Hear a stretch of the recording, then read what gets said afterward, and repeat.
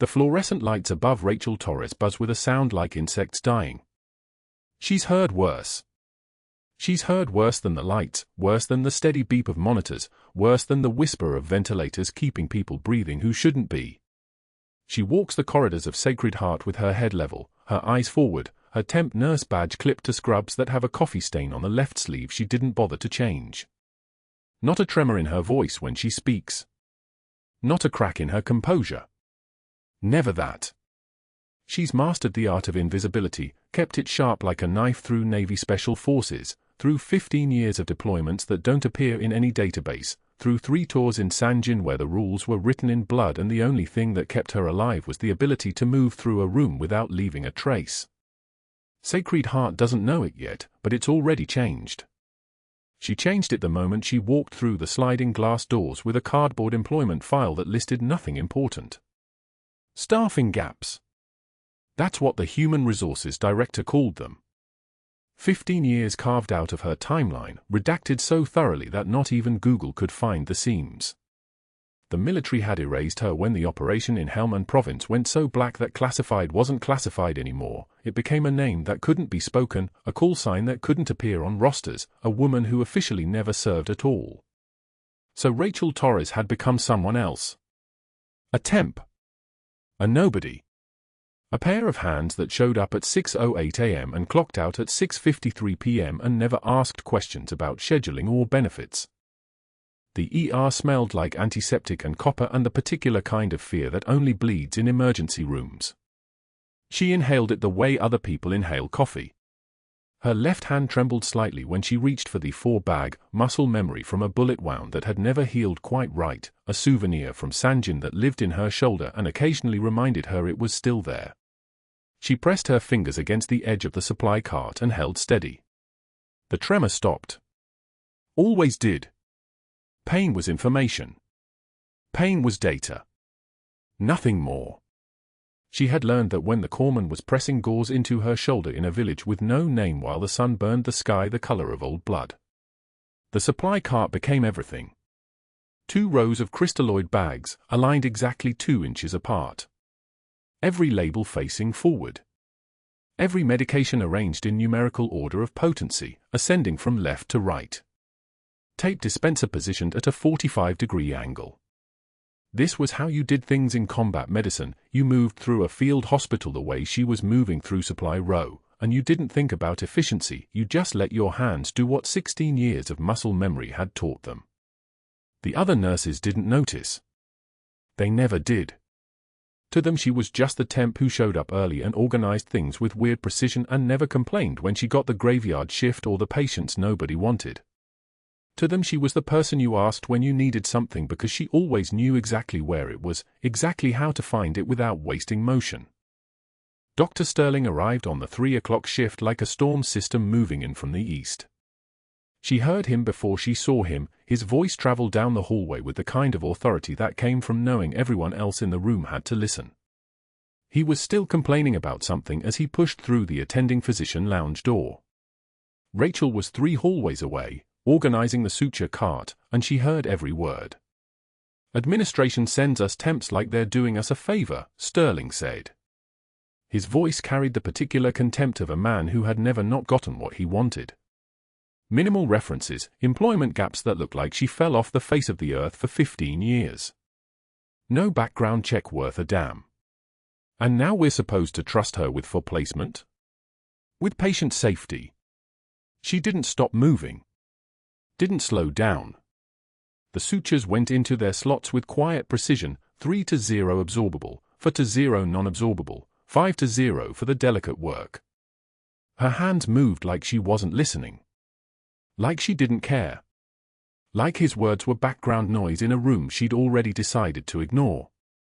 This was composure. This was what you learned when you operated in places where showing fear was the first way to die.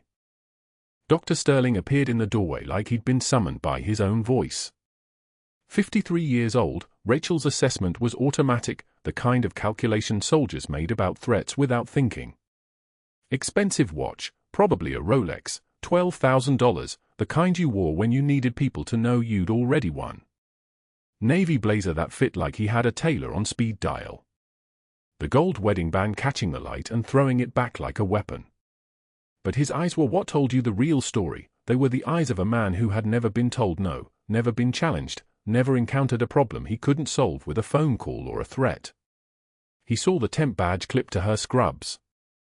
He saw the way she kept her head down over the suture cart. He didn't see the way her fingers moved through the arrangement of instruments like a conductor moving through a symphony only she could hear. He didn't see the faded unit patch sewn inside her jacket lining, the one hidden in a locker she kept locked at all times, the key on a chain she wore under her clothes next to dog tags that had a service number that didn't officially exist. He didn't see anything except what he wanted to see, which was exactly what she had trained herself to project. Invisible. Temporary. Beneath notice. "You're the new temp," Sterling said. Not a question. A statement of fact delivered like a diagnosis. Rachel raised her eyes. Met his for 1 second. 2. Then looked back at the sutures. "Yes, Dr. Sterling. How long have you been with us?" 3 weeks, sir." "And before that?" She didn't pause in her work. "Employment gaps, sir." "I'm sorry about that. Administration reviewed my background." He didn't like that answer. She could tell by the way his jaw tightened, the way he shifted his weight from one foot to the other. People like Sterling wanted submission that came with eye contact, with visible discomfort, with the kind of nervous energy that confirmed they were the alpha in any room. Rachel's composure, her complete refusal to perform fear or deference beyond the bare minimum of professional politeness, seemed to agitate him. It was a miscalculation on his part. That agitation would grow into something larger over the coming weeks. It would become obsession. But right now it was just a doctor noticing that a temp nurse didn't seem quite as intimidated by him as she should be. "Well, let's hope you don't waste our time," he said finally. Then he turned and walked away, his footsteps loud on the tile, announcing his importance with every step. Rachel finished arranging the last suture. Closed the cart. Locked it. The sound of the clasp engaging was quiet and final. A nurse named Patricia asked her about something at the patient station, a question about fluid intake that required an answer Rachel delivered in exactly 9 words, no more, no less. Clean. Professional. Forgettable. She was very good at forgettable. The ER filled with people as the afternoon shift changed over. The controlled chaos of a teaching hospital in San Diego, where there were always patients who needed something, always families in the waiting room, always the underlying hum of suffering that never quite stopped. Rachel moved through it all with the particular grace of someone who had operated in much worse conditions. A village clinic in Sanjin with no running water and 2 hours until the next helicopter extract. A forward operating base where infections killed as many people as IEDs. An emergency room on a military base where the casualties came in the back of Hums and you had exactly 60 seconds to decide who could be saved and who couldn't. She was restocking the medication refrigerator when Sterling's voice reached her again, this time from the cafeteria.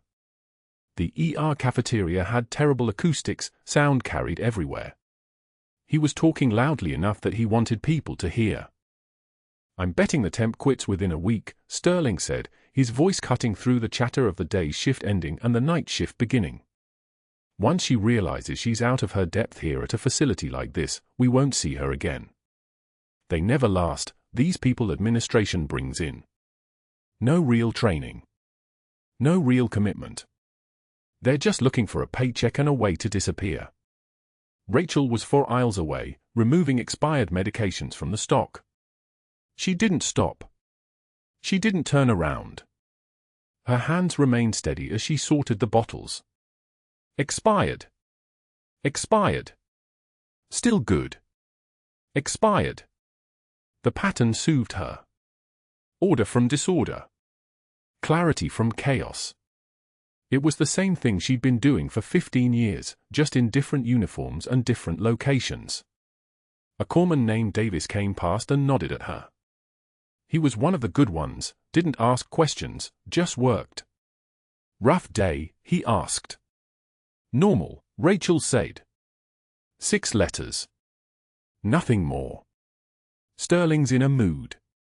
He's always in a mood. Davis didn't push it. He grabbed a tray from the warming station and moved on. The cafeteria sounds continued, the clatter of trays, the beep of the microwave, Sterling's voice still talking about the temp, still explaining why she wouldn't make it, still performing his certainty for an audience that was already bored with the topic. Rachel finished the medication check. Locked the refrigerator. Clipped her badge back onto her scrub. Touched the dog tags under her clothes without meaning to, a habit now, a reminder that none of this was permanent, that she was just passing through, that the woman in the scrubs with the coffee stain was not actually Rachel Torres at all, but rather a ghost wearing Rachel Torres like a uniform. She had survived places Sterling couldn't imagine. She had held people's lives in her hands while helicopters exploded overhead, and the only thing keeping her alive was the understanding that panic was a luxury for people who got to go home at night. She had pulled 3 soldiers out of a burning Humvee and gotten them to a field hospital and watched 2 of them die anyway because the blast had shredded things that couldn't be unshredded. She had done this without hesitating. Without flinching. Without ever once allowing her hands to tremble where anyone could see it. So a doctor in an expensive blazer could complain all he wanted. A doctor could make predictions about how long she'd last. A doctor could pretend that his institution was something worth respecting, worth defending, worth staying for. And Rachel would keep her head down and her hands steady and her voice soft, because that was who she had learned to be. Because becoming invisible was the same skill that had kept her alive for 15 years. But something in his tone, something in the absolute certainty of his contempt, lodged under her skin like shrapnel. The kind that sometimes, years later, worked its way to the surface and reminded you it was still there. The cafeteria smelled like industrial bleach and something that might have been chicken once.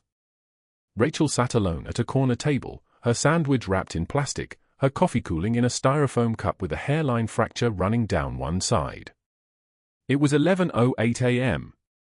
She'd timed it, came early, stayed late, ate when the crowds thinned. Survival was a matter of geometry and timing. She didn't see Sterling approach until his shadow fell across her tray. Our newest temp. His voice carried across 3 tables, designed to be heard. Designed to land. Still here, I see. I'm running a little office pool. $50 says you quit within 2 weeks when you figure out you're completely out of your depth here. Anyone want to put money on it? Laughter rippled outward like a stone dropped in still water. Rachel kept her eyes on her sandwich. One measured breath filled her lungs. Her fingers stayed flat on the table, not trembling, not curling into fists. Her jaw clenched, just slightly, just enough that the muscle flexed beneath her skin, but her expression remained neutral. This was a test. She understood tests. Sterling accidentally bumped her table as he turned away. The lunch tray crashed with a sound like breaking glass. Soup exploded across the tile floor in an orange starburst, spreading across 6 feet of linoleum like a chemical spill. Her sandwich skidded under a nearby chair. The coffee cup shattered, sending fragments spinning across the floor. Everyone stopped. Every conversation halted mid-sentence. 23 faces turned toward her. Rachel counted them without moving her head, a skill she'd learned in places where counting faces meant knowing how many exits you had. Sterling stood with his back to her, the picture of casual innocence. Clumsy today, are we? Rachel knelt slowly. Her knees hit the tile with a soft crack. She began gathering pieces of broken ceramic, moving with the same mechanical precision she'd once used to pack gear for pre-dawn operations. A lab tech she didn't know slid a napkin dispenser closer to her. That small kindness nearly broke something in her chest, but nothing broke. Her hands remained steady. Her breathing remained even. Sterling returned before she finished. He held a patient chart in one hand. Without a word, he dropped it at her feet, papers cascading across the wet tile like snow. Her fingers were still wet from cleaning soup. The paper absorbed the moisture immediately, the edges curling. Pick that up, sweetheart. His voice was soft enough that only she could hear it, which made it somehow worse than shouting. Since you're already down there. Rachel stood. One measured breath. Just one. The fluorescent lights hummed overhead like cicadas, a sound she'd learned to filter out years ago but never quite managed. She held the bread-dampened chart in both hands. One tear, just one, slipped from her left eye. She didn't wipe it away immediately. Instead, she locked her eyes directly onto Sterling's, let him see it happen, let him watch her acknowledge the moment without acknowledging the pain. Then she wiped it away with the back of her hand. Of course, Dr. Sterling. Her voice was quiet. Devastatingly quiet. The kind of quiet that came from having swallowed so many worse words, so many harder truths, that this was merely wind passing through a canyon. Is there anything else you need? The cafeteria held its breath. Sterling's jaw tightened, just slightly, just enough that she knew she'd landed something. He turned and walked away, moving toward a table of attendings who were watching with varying degrees of discomfort and complicity. Rachel stood motionless for 3 seconds. Her hands dripped onto the tile. Nobody moved. Nobody spoke.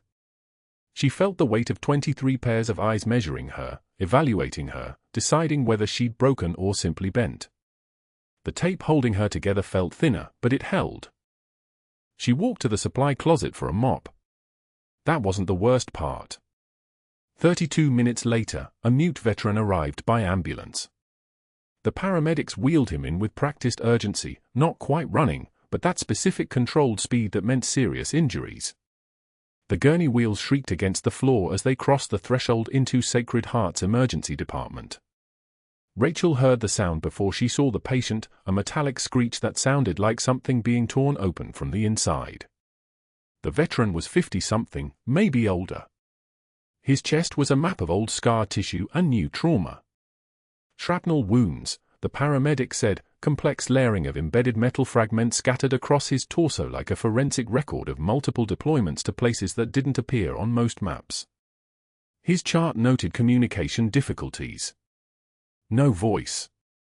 Just eyes that had seen too much and hands that were trying very hard to stay still. Triage routed him to Dr. Sterling's team. Rachel watched from the nurse's station as the chart made its rounds. 7 doctors. She counted carefully, because counting meant control. Dr. Sterling glanced at the imaging and immediately shook his head, the kind of dismissal that took maybe 4 seconds. Dr. Pacheco reviewed the CT scans and passed the chart along without comment, his posture already leaning away. Dr. Kim studied the liability requirements attached to the case and politely declined.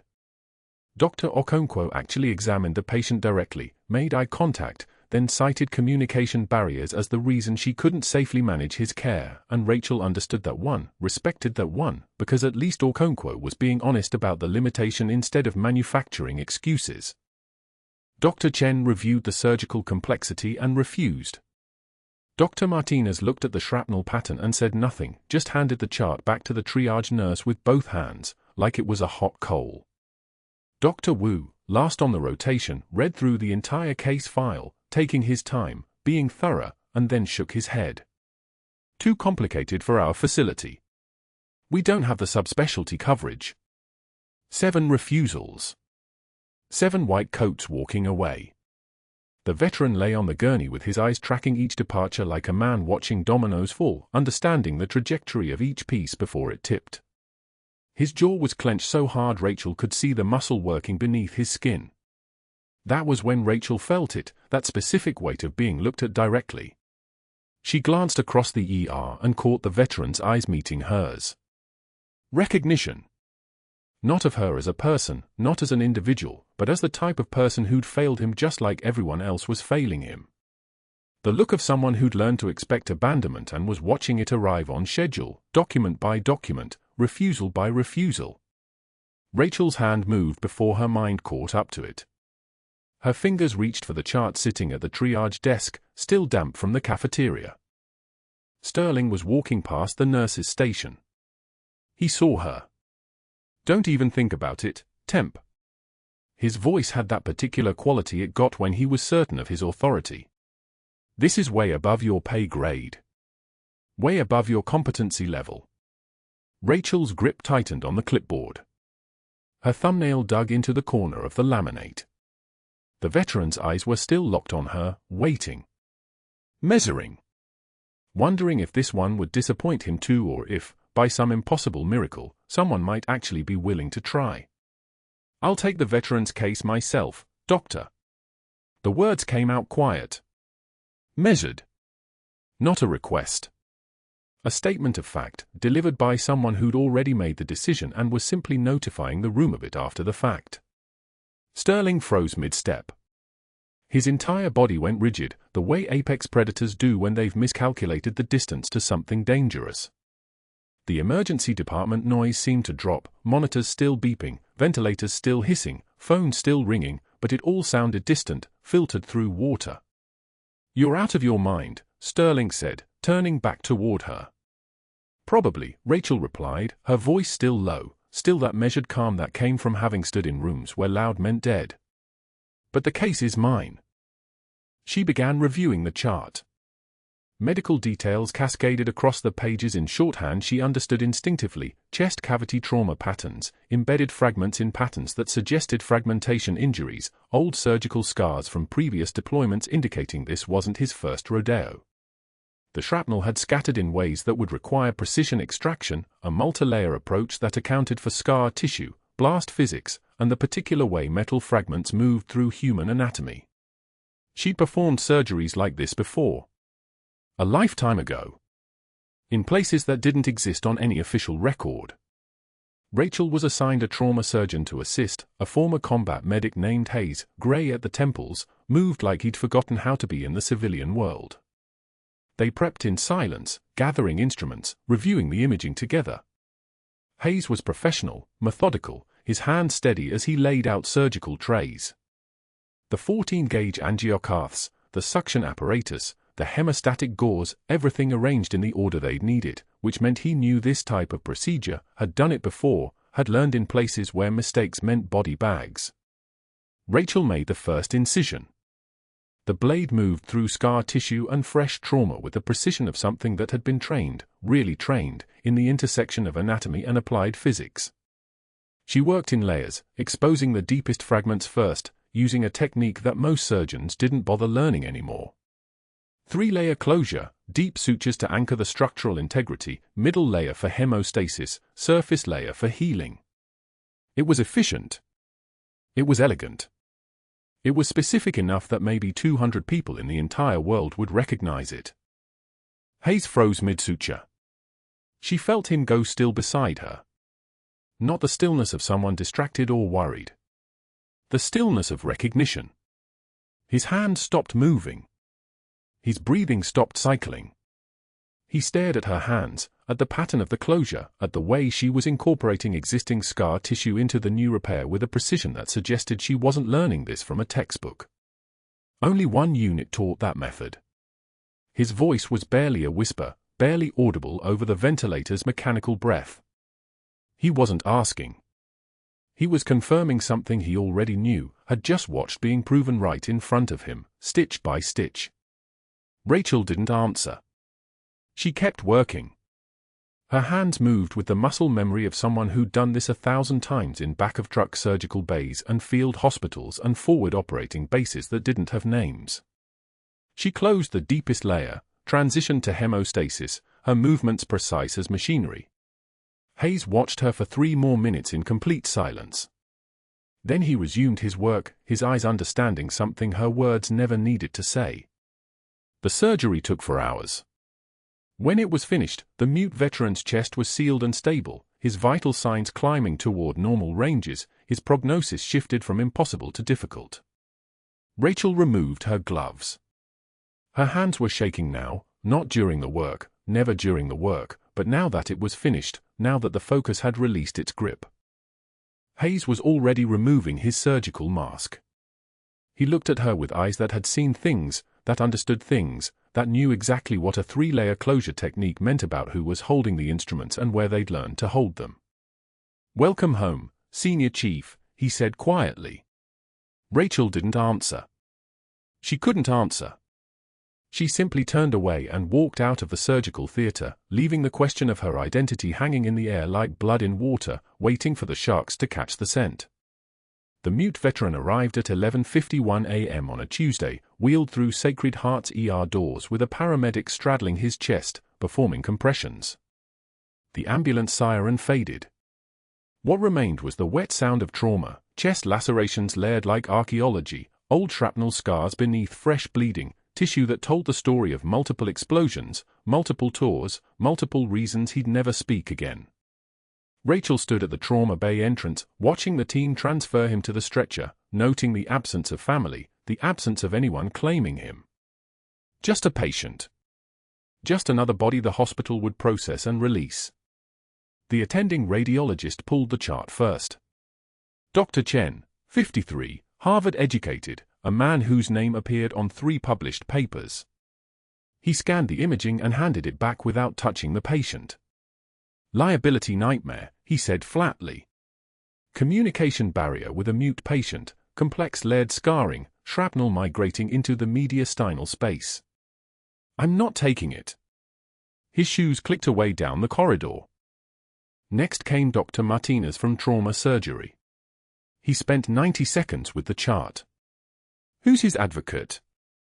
Family? Anyone? No one answered. Then I'm not operating. Can't get informed consent from a patient who can't communicate complications. He didn't look at the veteran's face. That was the calculation, don't see the person, make the refusal easier. Dr. Kim refused at 12:04 p.m. Dr. Okonkwo at 12:09. Dr. Pacheco looked at the shrapnel patterns for 40 seconds, then shook his head without explanation, just walked away.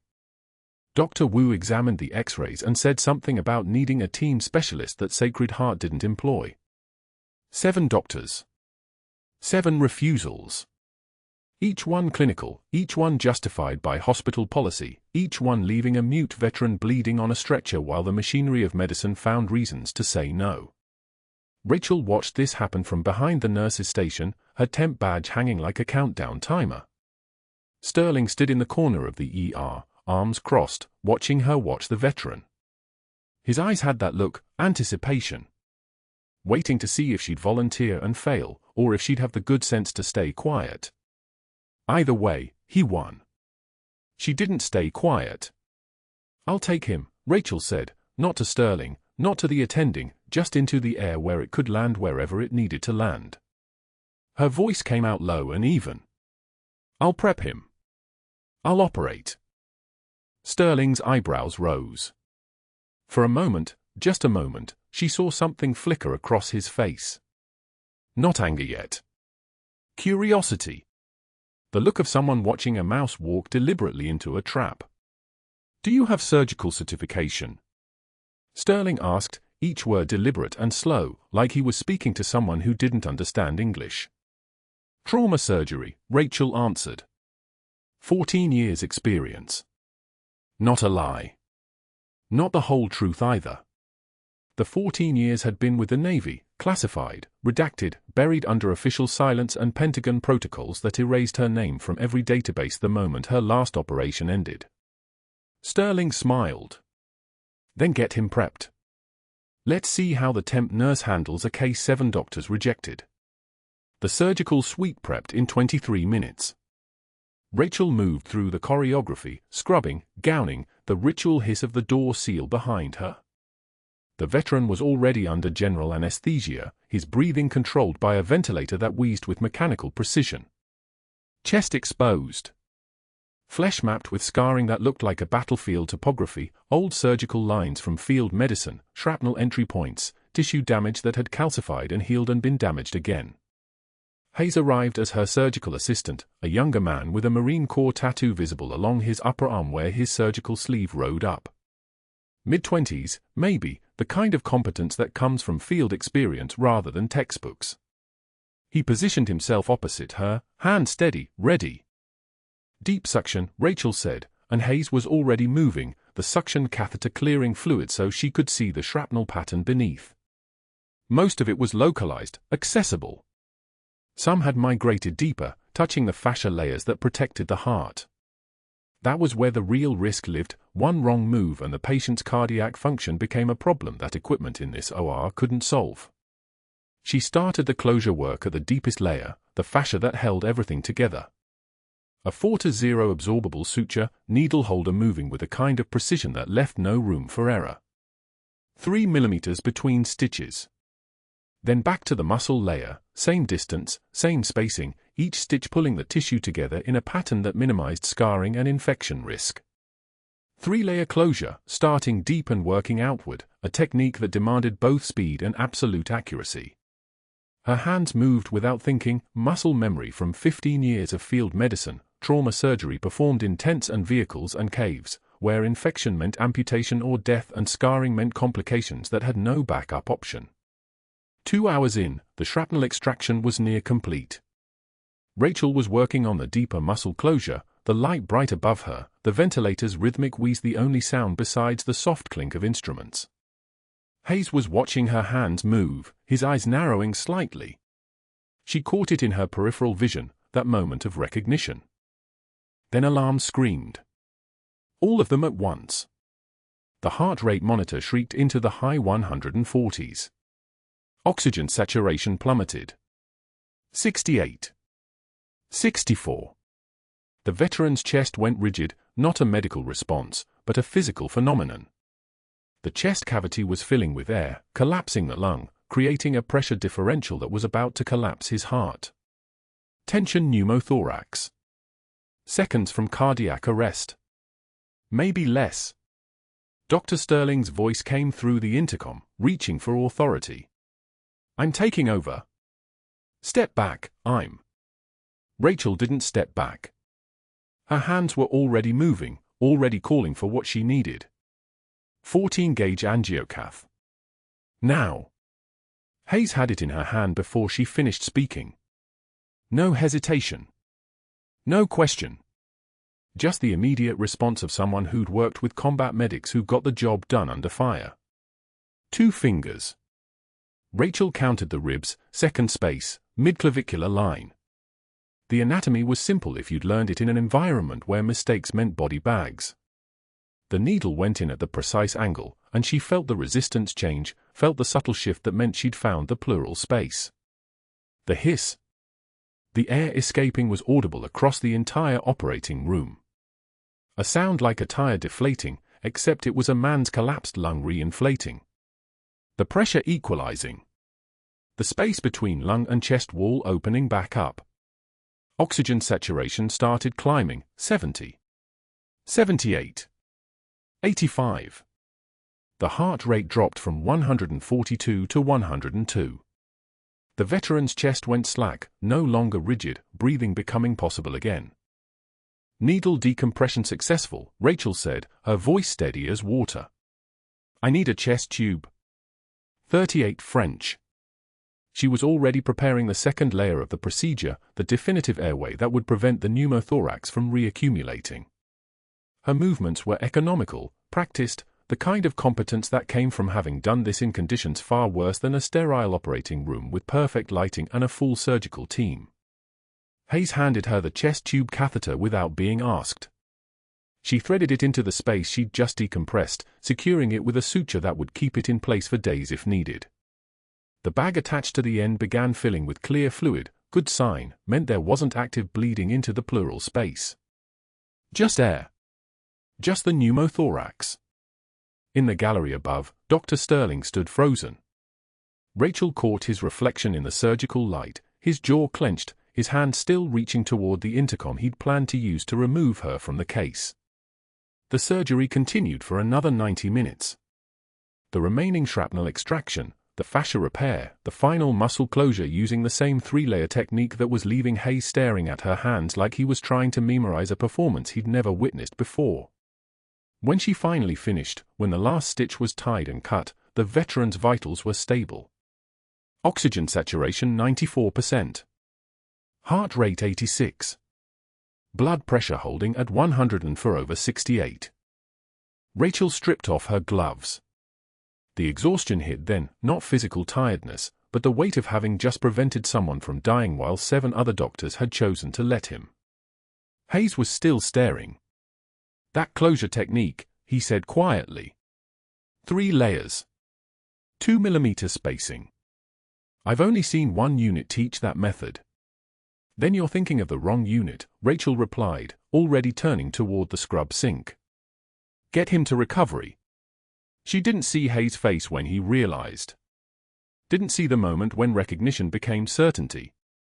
She was already moving to the next responsibility, the next patient, the next moment where competence was the only thing that mattered. But Dr. Sterling was already in the hallway outside the surgical suite, his phone in his hand, his voice low and dangerous.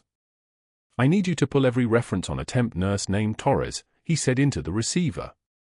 His network was activating, the phone calls to board members he'd cultivated, the investigators he could reach, the institutional machinery that would grind down anyone who'd just made him look like a fool in front of an operating room full of witnesses. I want her credentials audited by morning. Everything. Background check, employment history, medical licensure. Everything. And find me something, there's always something. Within 18 hours, Dr. Sterling's phone was already making calls. Not angry calls. Methodical ones. The kind a man makes when he's decided something needs to be erased. He started with the board members, 3 of them, the ones who'd sat in his corner during the malpractice settlement in 2019, the one they'd all agreed never to mention again. Sterling had a gift for remembering favors. He called them one by one. I need you to look at something for me. A temporary nurse. Employment history that doesn't add up. The board members owed him. They listened. Next came the references section of Rachel's application. Sterling spread the folder across his desk like a hunter studying a map. Gaps. Impossible overlaps. A 2-year nursing position in Portland that led to a phone number disconnected since 2008. A reference at a clinic in Tacoma with no record of her employment. He picked up his phone again and called an investigator he knew, a former detective named Kovac who specialized in credential verification. I need you to pull threads on someone, Sterling said. Fast. By morning if you can manage it. Kovac worked through the night. By 6 a.m., his report was in Sterling's inbox. The summary line read like a confession, insufficient documentation for claimed experience. Employment dates overlap. References unverifiable. Recommend immediate credential review. Sterling read it twice. He smiled. The administrative conference room on the 3rd floor smelled like burnt coffee and the faint antiseptic tang of hand sanitizer. Rachel sat across from Sterling, the HR director named Patricia Chen, and 2 board members whose names she didn't catch. One of them kept checking his phone. Sterling slid a folder across the polished table toward her, and the sound of it, the soft scrape of paper on lacquered wood, landed like a gavel strike. Your employment history is falsified, Sterling said. His voice was calm. Satisfied. 15 years unaccounted for. References that lead nowhere. Education records that don't match your timeline. We've brought in an independent investigator. His conclusion is clear. Rachel opened the folder. Kovac's report. Her application. Pages flagged in yellow highlighter. She saw her own handwriting, the dates she'd carefully constructed to cover the years in Sanjin, the references she'd asked to be called, people who'd been briefed by the Pentagon's lawyers on exactly what they could and could not say. I can explain, Rachel said. Her voice was steady. It's classified service. I have a DoD letter in my personal records that. Classified service. Sterling cut her off with the precision of a surgeon making an incision. Is that what we're calling falsified employment records now? You showed up here with a temp agency, minimal paperwork, and a story full of holes. We trusted you. We let you into this hospital. Into patients' rooms. And you lied to us. Patricia Chen's hands were folded on the table. She looked uncomfortable, the look of someone doing a job she didn't want to do. Ms. Torres, we need verifiable employment history. References we can actually contact. I'm sorry. We're going to have to let you go. The words didn't hurt. Rachel had been hurt before, real hurt, the kind that came with shrapnel and blood loss and the weight of a teammate going still in your arms. This was something else. This was institutional. Clinical. A system following its own logic, indifferent to anything outside its framework. I understand, Rachel said. The escort came 15 minutes later. A security guard, young, apologetic. He walked her to her locker in the break room where she'd spent exactly 3 weeks eating alone and pretending not to hear the conversations that stopped when she approached. Her locker was small. The cardboard box they gave her was smaller. A cracked mug with a faded Marine Corps insignia that she'd bought at a thrift store in 2015, trying to rebuild something normal. A dying succulent in a ceramic pot. She'd kept it alive through 6 deployments. She'd kept it alive through the classified operation in Sanjin Valley, through the midnight extraction, through the official erasure that followed. It was brown at the edges now, drooping.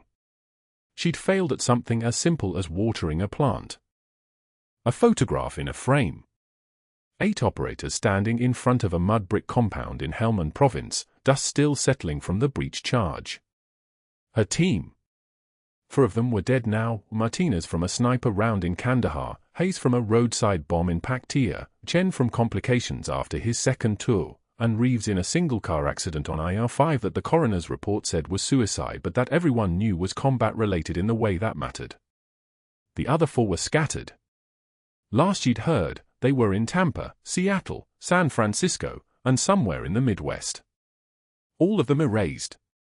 All of them trying to rebuild what the military had dismantled and the government had ordered buried. She packed slowly. The guard pretended not to watch. By evening, the rain came down hard enough to sound like applause on the cardboard box. Rachel sat at a bus stop outside Sacred Heart, her civilian clothes soaked through, the box growing soft in her lap. Across the street, through the hospital's ground-floor windows, she could see Sterling in the ER. He was leaning against a counter, talking to a young nurse, new, maybe 6 months in, probably still believing that competence mattered more than politics. Sterling's hand moved toward her shoulder, his smile that familiar predatory curve. The nurse flinched. Sterling laughed. The veteran had been transferred to San Diego County Hospital across the city per Sterling's orders. The discharge paperwork had been signed off within hours of Rachel's termination. It wasn't a coincidence. It was a message. It was a way of saying, you don't get to keep him either. You don't get to know if he makes it. Rachel stared at the photograph of her team. 8 faces. Half of them gone. The rest scattered like the erasure had been an explosion, scattering them in different directions from the blast point where they'd all stood together. And now she was standing alone too, outside the institution that had rejected her identity before her name had even been known. The cardboard box was disintegrating. The mug was still cracked. The succulent was still dying. But that wasn't the worst part. The worst part was knowing that Sterling would keep going. That he'd find another young nurse tomorrow and lean against another counter and tell her she was too soft for the job. The worst part was that without identification, without verification, without proof of anything she'd done, she was nobody. The Pentagon had made sure of that. You don't exist on paper. You don't exist in their system. You only exist in a classified file that no civilian institution can access. You only exist in the memories of dead men and the scattered lives of the ones who survived. And without that, you're invisible.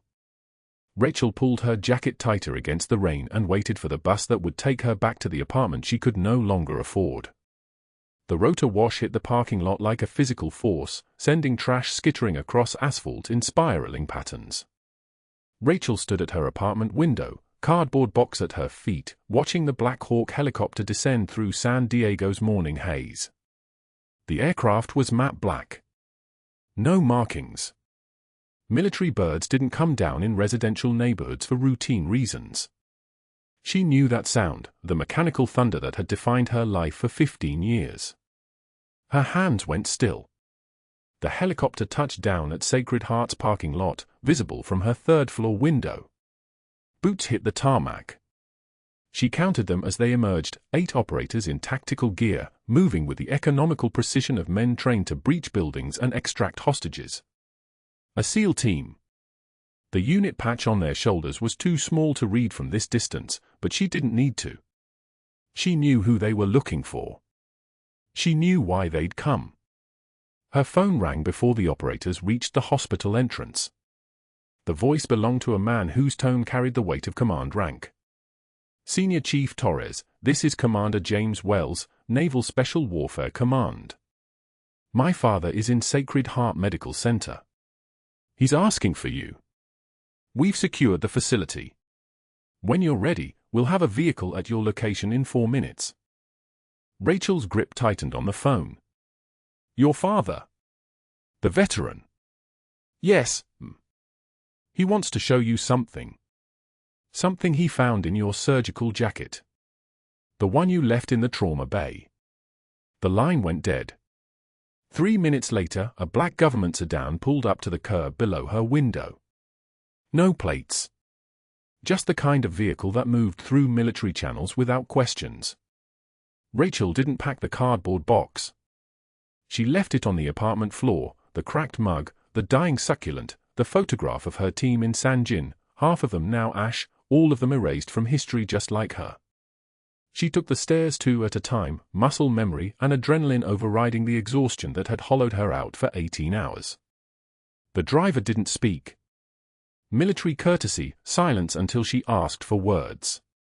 The drive to Sacred Heart took 7 minutes. From the backseat, Rachel watched the morning shift beginning, hospital staff arriving with coffee cups and tired eyes, none of them aware that the building they worked in was currently occupied by one of the most lethal units in the Department of Defense. The sedan pulled into the employee parking area, but instead of stopping at the entrance, the driver kept moving toward the helipad access, the restricted zone, the place where command infrastructure lived. The lobby doors of Sacred Heart had never felt heavier. The moment Rachel crossed the threshold, the entire facility seemed to contract around her. Staff members froze mid-conversation. The SEAL operators who'd secured the interior turned in unison, and when their eyes found her, something shifted. Recognition. Respect. The kind of recognition that only came from knowing what she'd survived. One of them, the team leader with Lieutenant Commander insignia, stepped forward and extended his hand. Senior Chief. Welcome home. She didn't answer with words.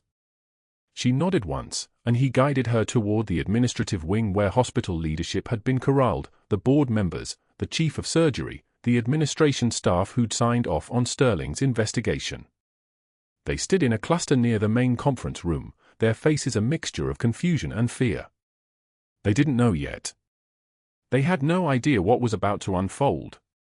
The mute veteran waited in his hospital room on the 4th floor, and when Rachel entered, his eyes flooded with tears before she could speak. Commander Wells stood beside the bed in dress blues, his insignia catching the harsh overhead light. The veteran's hands trembled as he lifted the object resting on his lap, Rachel's surgical jacket, the one she'd shed in the trauma bay during the needle decompression. And pinned to the interior lining, barely visible unless you knew where to look, was a faded unit patch from DivGru, the Naval Special Warfare Development Group. He found it, Commander Wells said quietly. Pulled the stitching loose looking for your name. My father served with your unit. Loga Province, 2012. He's been trying to identify you for 2 days.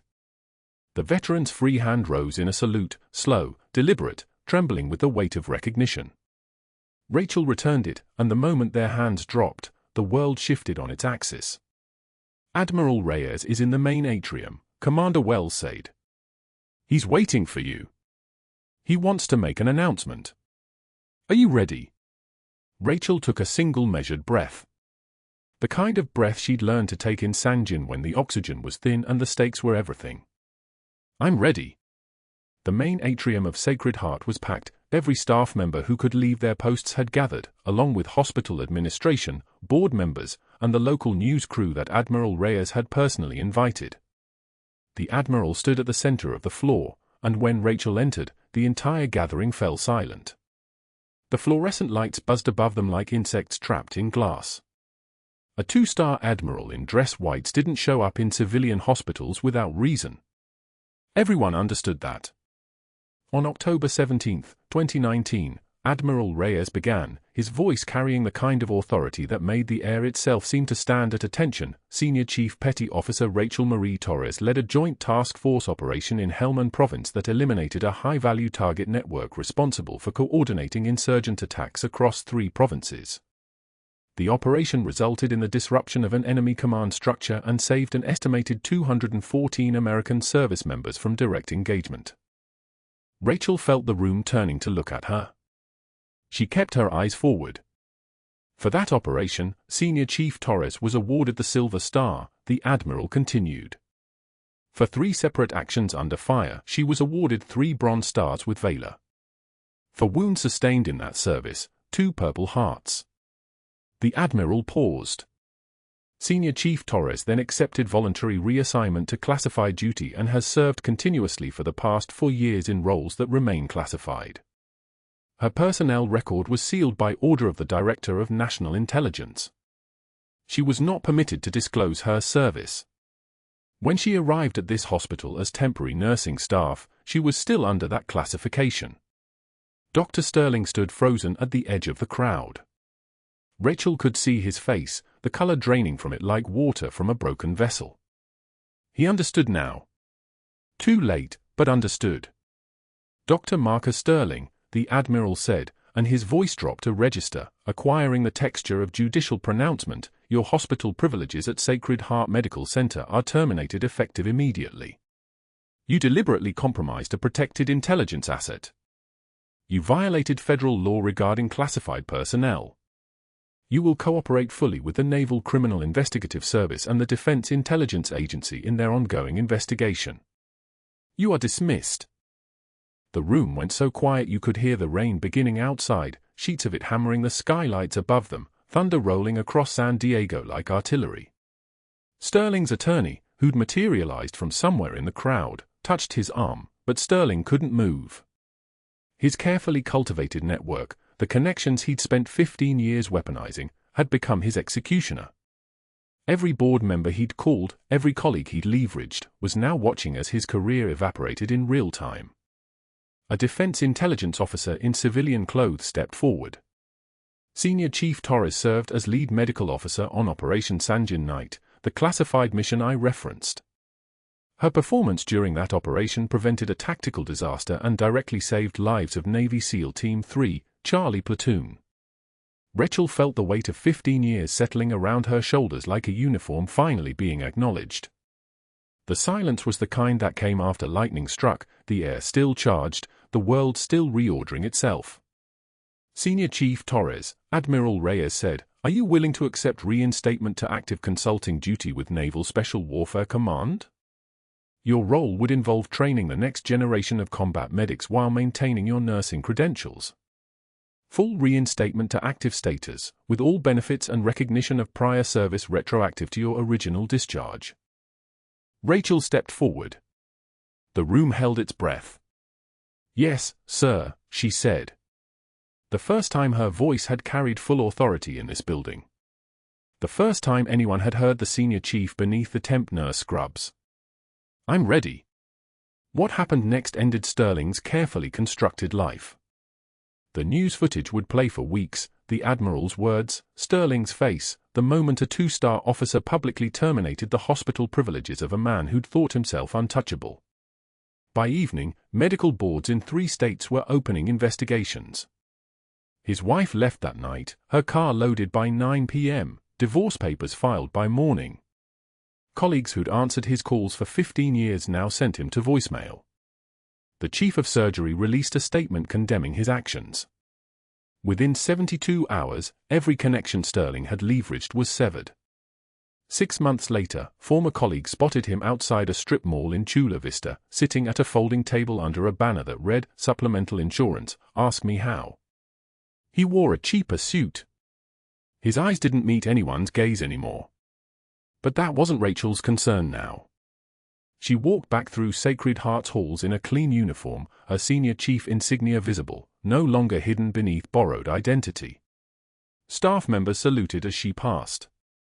She found the mute veteran in his room, transferred back per the Admiral's orders, his son standing beside the bed. When Rachel entered, the veteran's eyes flooded again, not with tears of grief this time, but something deeper.